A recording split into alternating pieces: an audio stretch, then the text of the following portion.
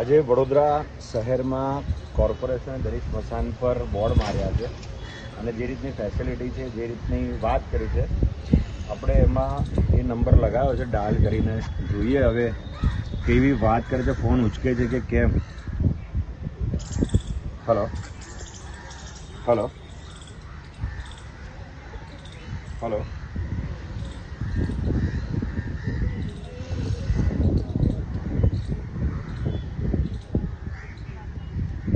Hello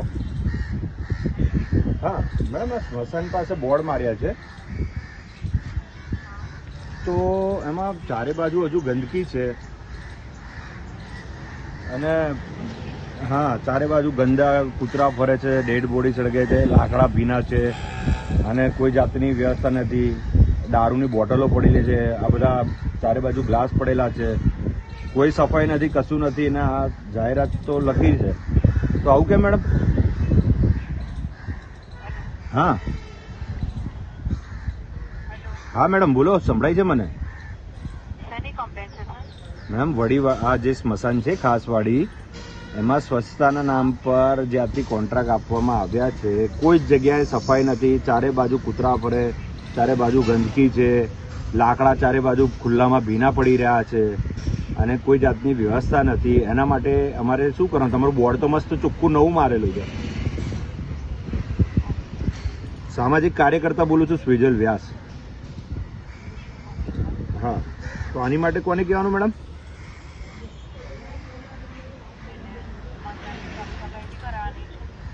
તો સ્મશાન ચોખ્ખા રાખવા માટે જ કોન્ટ્રાક્ટ આપેલો છે ને.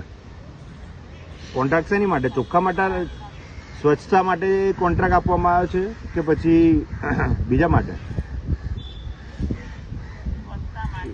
હા, લાકડા ભીના છે, વરસાદમાં ખુલ્લા પડ્યા છે, ડેડ બોડી સળગતી નથી, એની માટે કોને કહેવાનું?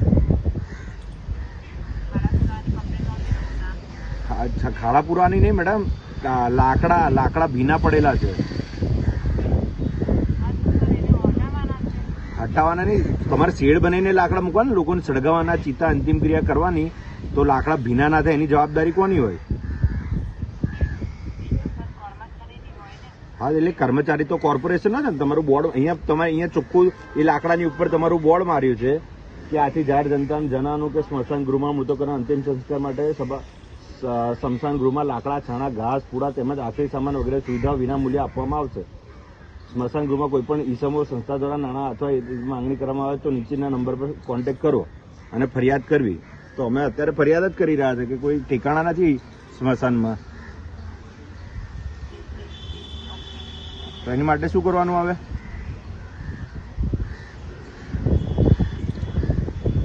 હા મેડમ, હલો, હા, એની માટે શું કરવાનું? હા,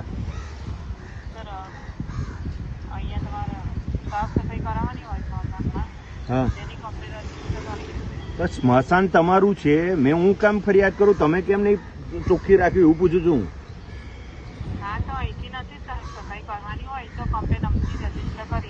એટલે કોર્પોરેશનની ઓફિસ સફાઈ, મારી વાત સાંભળો, કોર્પોરેશનની ઓફિસ કરોડો લાખો રૂપિયાના કોન્ટ્રાક્ટ આપ્યો છે, એ લોકો સફાઈ નહીં કરે, અમારે તમને ફોન કરવાનો, તમે પછી કોઈ કર્મચારીને કહેશો ને એ પછી કોકને મોકલે તો મોકલે એવું?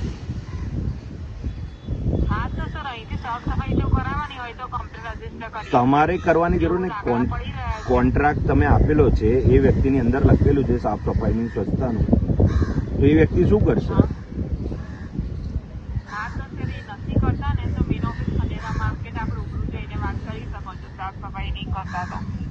સારું મેડમ.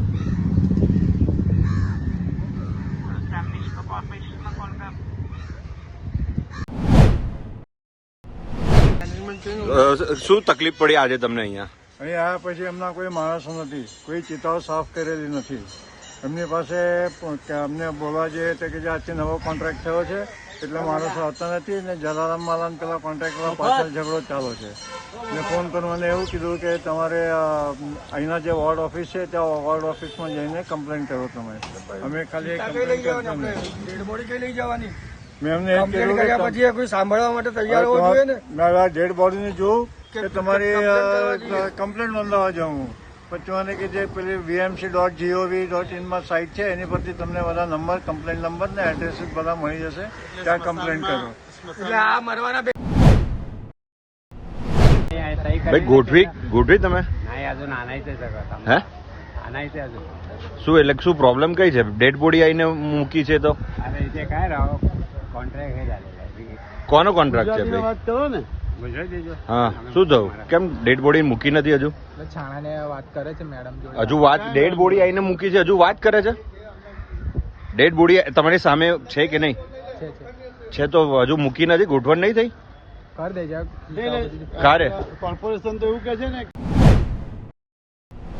કોર્પોરેશન તો એવું કે મોટા મોટા એ મૂકે છે કે બધું તૈયાર હશે ને કોઈની પાસે પૈસા લેવા નહીં, ના ને તે ને બધી વ્યવસ્થા ને કશું નથી. ડેડ બોડી કઈ છે? અમે એવું સાંભળ્યું કે ભાઈ કોઈ અંદર પ્રોબ્લેમ છે. ડેડ બોડી કઈ છે? મેનેજર. નમસ્કાર વડોદરા.